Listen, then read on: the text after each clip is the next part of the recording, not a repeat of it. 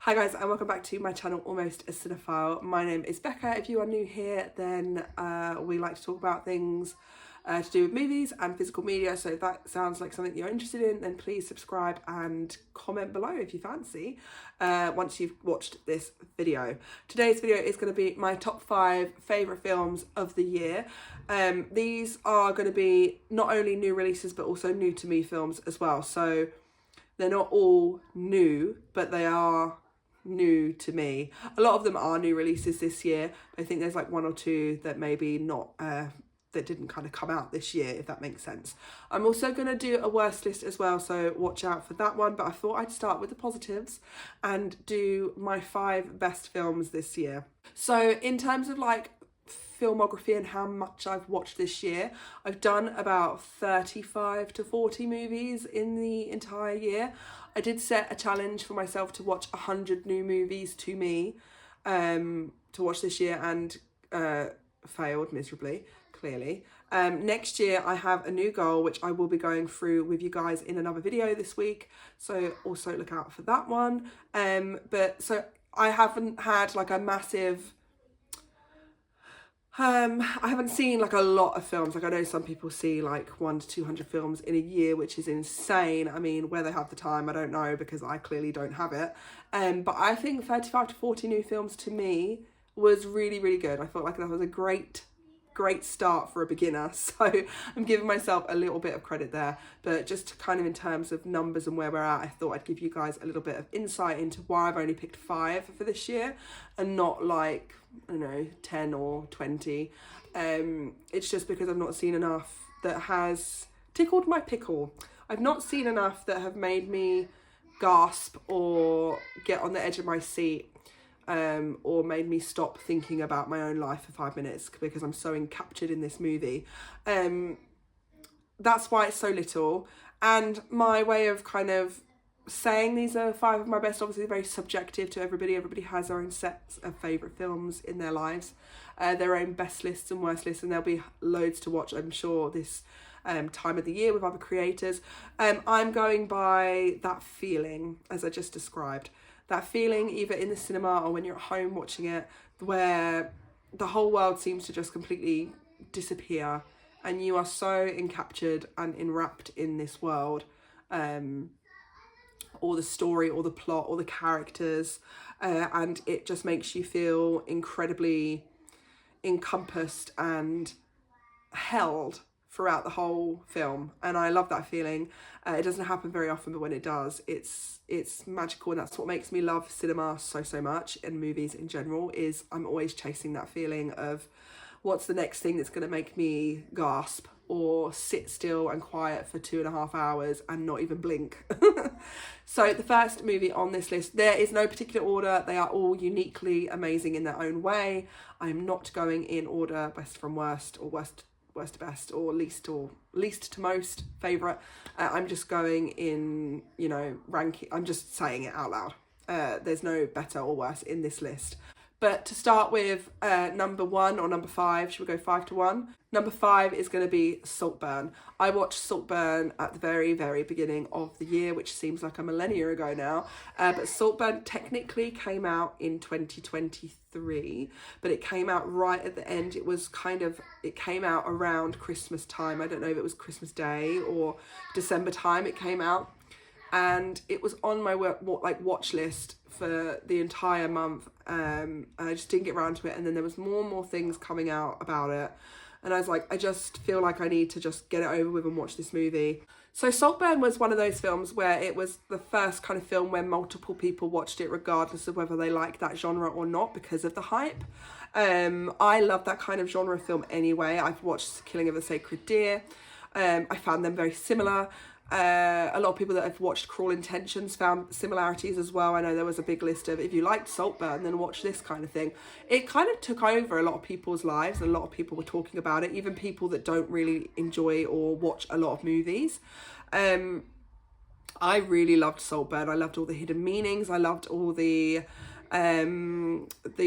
double kind of messages and the little tidbits throughout, all the little Easter eggs, all the references to Shakespeare and A Midsummer Night's Dream. I really, really enjoy that when there's multiple layers of film. I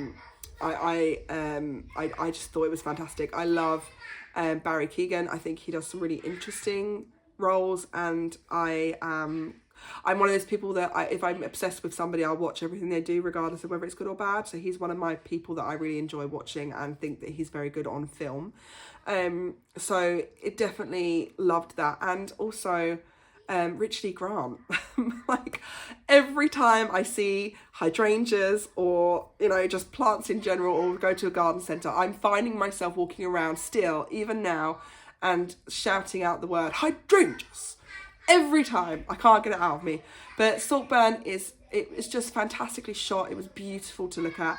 I loved the shallowness and self-absorption of all the characters. I feel like Rose, what was her name? I feel like the mum character as well was so fantastic. Some of the lines she came out with were devastating, and she just shook them off like they were nothing. It did get very weird. There were some moments I know a lot of people were very shocked by. I have seen more shocking things in films before, so it wasn't like totally out of my comfort zone. I think as the masses were watching it, it was definitely a shock for them. But the Slurpee bath scene and the period scene and the grave scene, whilst a lot of people, as I said, very, very, I enjoyed them. I enjoyed all those scenes. I felt like it really did its job and shocked everybody and really brought more people to that genre of film and style as well, which is what it did. So number 4, we're going down, was Dune 2. Again, another movie that came out at the very early beginning of this year. It was meant to come out last year, but because of the writer's strike, obviously it was postponed to March.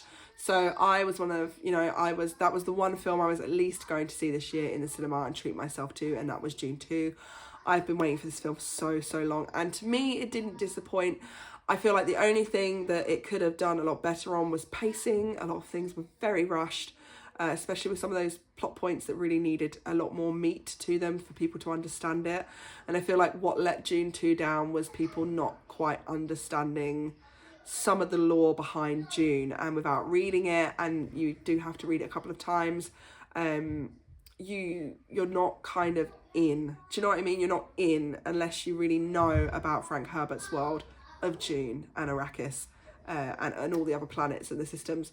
It really does help to read the books. If you haven't seen the film yet or read the books, I would definitely start with the books first. At least you've got that padding. I read Dune after I saw number 1. So number 1 was a lot easier as a concept to understand. It was the very, very beginning. And then Dune Part 2 is the other part of the Dune book. So even if you just want to read the first book, it means you cover both films.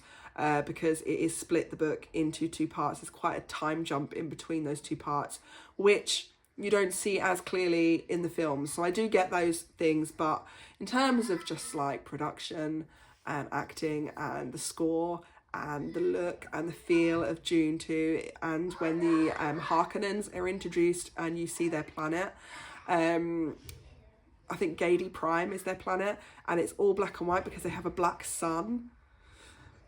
Chef's kiss in choices. Delicious filmography and cinematography. It was beautiful. I'm really sorry if you can hear my kids. They're in the bath at the moment. They are being incredibly loud. But Dune 2 is just one of those films where I was immersed in the world and I didn't breathe until the end of the film. So number 3 is Beautiful Boy. This film stars Steve Carell and Timothée Chalamet. I think it's one of his earlier works. So it is quite old now. I think it was like 2015, 2016 potentially that it came out in. Don't quote me, I don't know the exact year of the film. I watched this with my husband. I say this all the time. Me and my husband have very opposing tastes. He doesn't like anything that's not real. There's not like a real storyline or has real people in it, or no science fiction, no horror, absolutely no horror, and all those sorts of genres are out the window. He only likes real life stuff. Whereas I like all the magical, whimsical, kind of, fantasy, sci-fi genres, superheroes. I love all that kind of stuff. So we're very opposing. But Beautiful Boy was one of those films where we came together and really did enjoy it. If you didn't know, Beautiful Boy is about a father and a son's relationship whilst the son is having a very difficult time being addicted to drugs. And it's about their relationship and how it goes on throughout the timeline that they show you. I think it was also based on a true story, but you just see them break and come together again, and break and come together, and I just adored it. It was very emotional and very just so real and lived in, the whole world and their story. I felt like it was really, really well done, and it was one of Steve Carell's more serious roles, and I actually really, really liked him in that. I think it definitely showed a different facet of him. Timothée Chalamet is one of my favourite actors. I know some of you may not like him, but I actually do. I think most of his choices are very unique and interesting. So I'm kind of very familiar with a lot of his other work, and I do like to kind of watch everybody's catalogue of work. So Beautiful Boy was one of the ones I really wanted to get to, and I'm so glad I did. Number 2 on this list is going to be Longlegs. I love this film. My favourite horror film this year by far. Yeah, I just felt like it was really good. I know it was supposed to be the scariest film of the year, and a lot of people were set up to fall on that quote. It wasn't particularly scary for me. I know my sister watched it. She watched the first 5 minutes and had to turn it off. So, you know, different people, different, you know, tastes.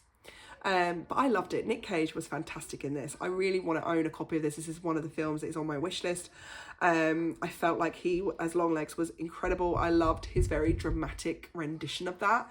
I loved, again, all the hidden meanings of things. There's things in the shadows.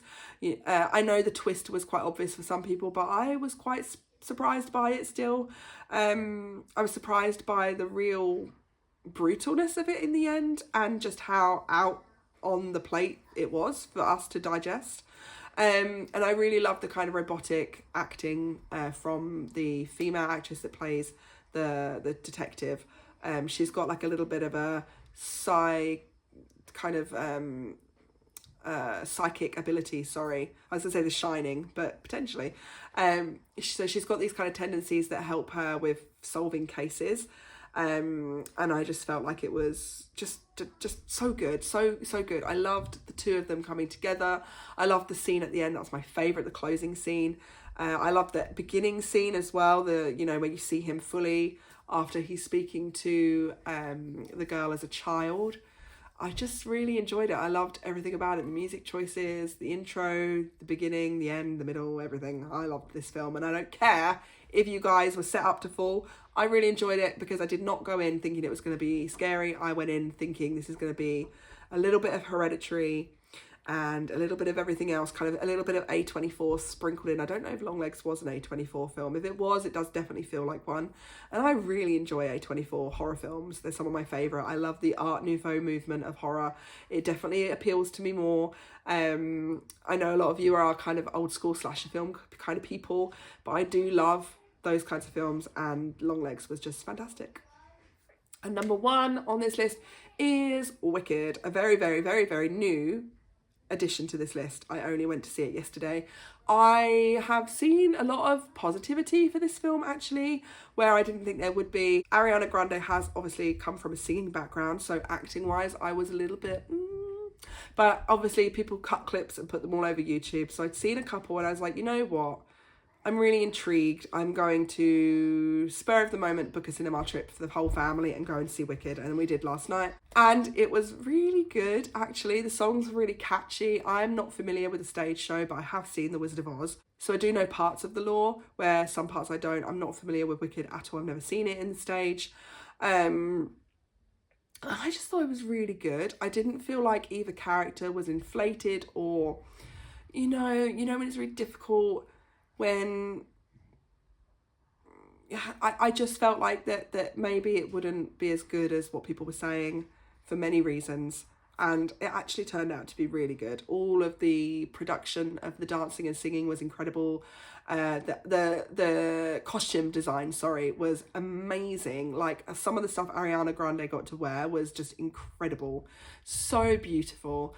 The singing was obviously amazing. They are both obviously incredibly talented singers. And I just really loved it. I loved the whole story. There were times where I feel like I was getting really invested because I completely forgot where I was. And again, that's the feeling I'm always looking for when I go and see a film. So it definitely captured us completely. I'm not sure if my kids really enjoyed it. It was a very, very long film. This was nearly 3 hours long. I didn't feel like any part of it was too kind of bloated. I did feel we got to the Wizard of Oz part where she goes to Oz. And then I felt like this film is getting really long now. Like, I'm hoping it's going to wrap up. And it did really well on a cliffhanger because there's going to be a part 2. I don't know what that's going to look like. As I said, I'm not familiar with Wicked as a story. I don't know what's going to happen. I don't know. But there were some really good choices in this film that I felt like they made. Like, they started the film off with the Wicked Witch being dead already. And you can see a little tidbit of Dorothy and the Lion and the Tin Man and the Scarecrow walking down the yellow brick road. So we're kind of starting where kind of that story stops but Dorothy's story begins, if that makes sense. And I just loved it. I just loved it. I was surprised, very, very surprised in a really nice way. And I love when something does that. So those are my 5 favourite films from this year, my 5 bests. I would love to know your guys' favourites this year, anything that stood out to you. It was a very strange year for cinema. I feel like some things really hit and some things really did not. There was a lot of nots this year. Luckily, I didn't waste too much money going to the cinema and seeing those. And, you know, sometimes I'm just, you know, things like Madam Web, I'm never going to watch. So I'm glad I didn't kind of waste my time and energy watching things like that. There's a lot of duds this year from what I've heard from other creators. But I'm glad that I have 5 to share with you this year. I think 5's really good considering the amount of content that did come out in the year. As I said, I know there was one that wasn't particularly new, but new to me. I'm going to probably have to go because they're screaming, but I really hope you guys have a fantastic Christmas and really enjoyed this video. I will be back after Christmas with my worst list and then a few other things as well before the year ends. So thank you so much and I'll see you in the next one. Bye.